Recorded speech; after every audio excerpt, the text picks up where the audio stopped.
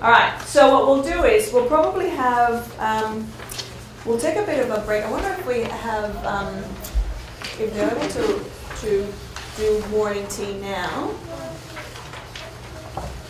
Just so that we, just while we're figuring out if we can have a morning tea now-ish, so that we have a power break, and it's a lot of information to go through. Let's just have a quick chat as to what are some of the things that you've learned so far today? What are some of the things that you went, oh, didn't know that before?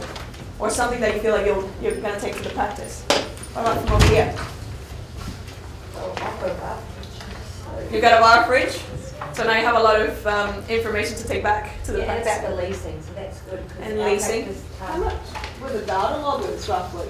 So a data logger, they'll vary. A data logger will be, some of them are around $75 to a couple of $100, depending on the brand. So you can use that as a temp, as your temp. Like we've got the temperature one in field, but we can use that as like a one that we put on. Well, this is the thing, right? So with your data logger, for example, this one that I have here, your vaccine fridge, or whatever fridge you're using, should have a measurement already. Like you should already have a way of measuring the temperature. This, at the moment it says ready, RDY, because I've set it up for 1 week and to track every 5 minutes. And again, all those parameters you can change. And I can certainly provide support if you're wanting help, if you have one and don't know how to use it, because every single logger will be slightly different. Yeah? With this one, if you hold it down and press start, it'll now start recording, and you'll see in the next 5 minutes or so, it'll actually give you a reading. It'll start giving you, but it'll only give you current reading. So you can't really use it as your max mean check. Yeah? It'll give you current reading, but you can't. It doesn't replace your other thermometer. Yeah? The advantage is what a lot of practices will do is they'll just put it in, and they'll just leave it for the week, and then download it at the end of the week. Any of you here, who here has data loggers? Yep. How frequently do you use them? Once a week? Yeah? Once a week. Yeah? We've actually changed our settings so that if there's a vaccine temperature breach, Yeah. the data log is automatically set to, because there's a real issue with that you run out of space really quickly and you forget about it and you're too busy. Yeah. So this will automatically get rid of it, and then I'll only use it if there's a breach. So you have a setup where it's getting deleted. It's getting deleted as it goes by. So is it getting deleted every week or a couple of weeks? Or?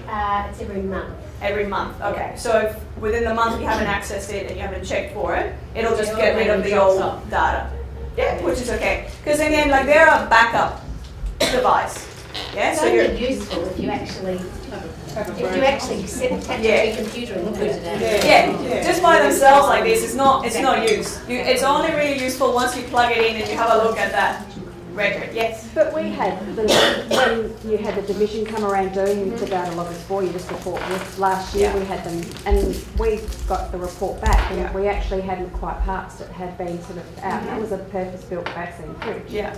And then lo and behold, we ended up with a breach just down the track because it did. It was on its way to packing up. So to me, it's almost starts giving you a warning, and it's a way of it's a double checking. It's a way of seeing kind of what's tells happening. you you're going to hit crisis if you don't do something. So I'll wait for that one. Like that one will turn into a reading, and it'll start giving us a reading of the room. Well, specifically the reading of inside this box.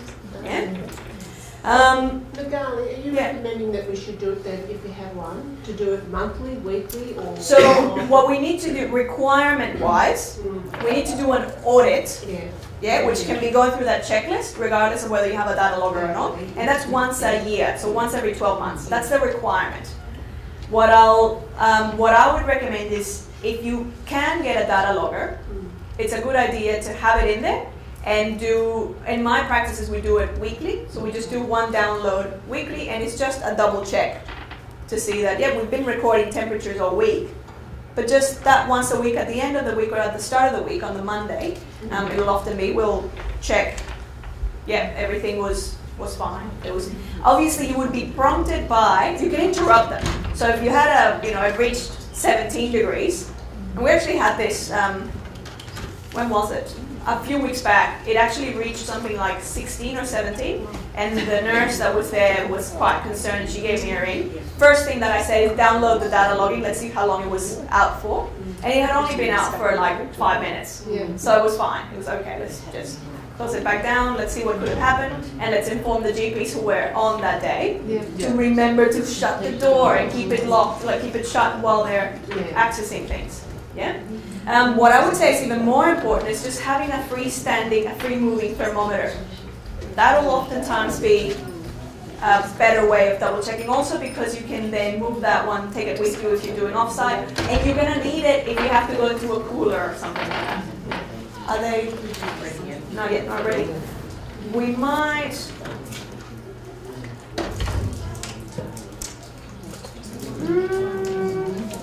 Let's just check. Do you want a quick loo break? Or you want to keep going? We'll keep going for another 12 minutes or so, and then we'll have our morning tea break. I'm just mindful that I don't want to wear you down way too much and drag you down way too much. What else we can talk about that? Is there anything else that you've learned today that you're going, oh, I didn't know that, or oh, that's a good tip to take back? With that audit, is that for standards 4 that you're talking about? There needs to be a yearly, like, I mean, Yes. Yeah. Yes. So with that, That's the what fourth edition classifies as that standards. audit? Like, you have to have a data Yeah, logger? so the audit, and I'll actually go through it Okay, later. so that's something There's to- actually an audit checklist in the Strive for 5.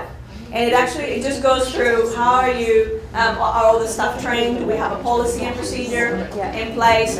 Do we have, how we check the accuracy of our thermometer? If you have a purpose-built fridge and you can't do the slurry test with the thermometer inside the purpose-built fridge, then that's where having another thermometer that you can double check is quite handy.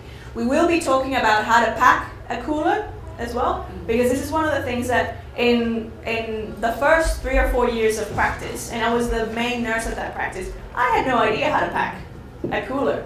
And I always sort of thought, well, we're not really doing off-site immunization, so I don't really need to know that. We're lucky that we didn't have a breach. But if you do have, or a power outage, I should say, if you do have power outages, you need to know, you need to have it available. Because you need to have an alternative place where you can put the vaccines. Yeah? Yes? What is everybody's thoughts on, we've got a purpose-built vaccine fridge, but we've had it for over 8 years. It's had just about everything replaced, like someone else here. When do we say, okay, we get a new one? When you say enough's enough. Yeah. It's been serviced, it's been maintained. Very good question. So, That's when ours broke down when it was about that age. about 8 years, yeah. Look, sometimes a good rule of thumb is talking to your accountant and going, what's the depreciation in this? Because they go, well, look, that asset, what they call the fridge or whatever you buy, will depreciate, meaning that you'll be able to claim it off tax over 3 years or over 5 years. That's usually what they consider to be the good life of that piece of equipment. I'm not quite sure what their stand would be on vaccine fridges, but I would say, look, you would expect the fridge to last at least 5.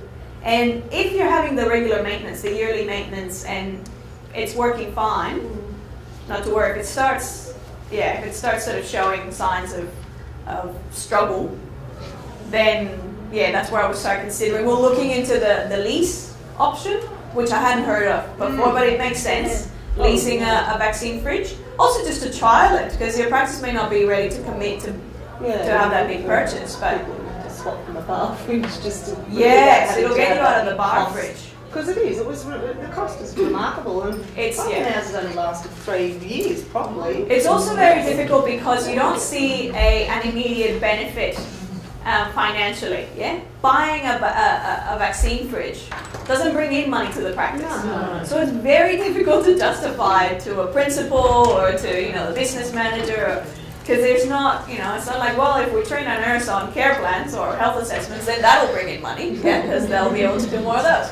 A vaccine fridge doesn't really, It protects our vaccines, and it means that we can be safer or feel more comfortable that they're going to be in the right, stored at the right level. A lot of GPs will just feel comfortable because obviously they have a vested interest in making sure that their patients are protected, especially if you're doing travel. Vaccine would be most embarrassing if the patient contracts a condition that they have paid really good money to be protected against. And we know that no vaccine is 100% effective, and people will react differently, but by and large, it's a good, between 80 and 90% conversion that people have to protect. Not if we're giving them a frozen vaccine. Yeah? Any other questions or anything else that has come up? I So- thought having to check the fridge twice a day, I think that's a really good idea. Yeah? Checking it twice a I've day. only been doing it once a day, Yeah. first thing in the morning. And certainly before, a lot of the recommendation that I was giving was if you have a purpose-built fridge, only do it once, do it in the morning. It is personal. Yeah, and then if it was domestic, then do it twice. But now the recommendation is changing to everyone, even purpose-built, do it twice. And it makes sense, because it means that if you're coming in the following, again, you can't pick up that if you come in the morning and there was a 15, a top of 15, I don't know now if this happened overnight or if this just happened yesterday when they were opening the fridge. So having that reset at night, it just gives you that additional peace of mind. So you can get away with that spare thermometer that you use just to check shelf temperatures rather than having a data For logger? accreditation purposes, what you must have Yeah. is the audit. So you have to have that checklist Yeah. where you go through it. Data logging is recommended, but it's not required. And I actually double checked with, because I wanted to see what is the new edition of the Striker 5 going to require it. And I said, look, there's no way of policing that. Yeah. What is required is that you're checking your temperatures at least every day, yeah? Recommended twice a day, and that you're doing that audit at least once a month. Sorry, once a year, once every 12 months. Say, hang on. Yeah.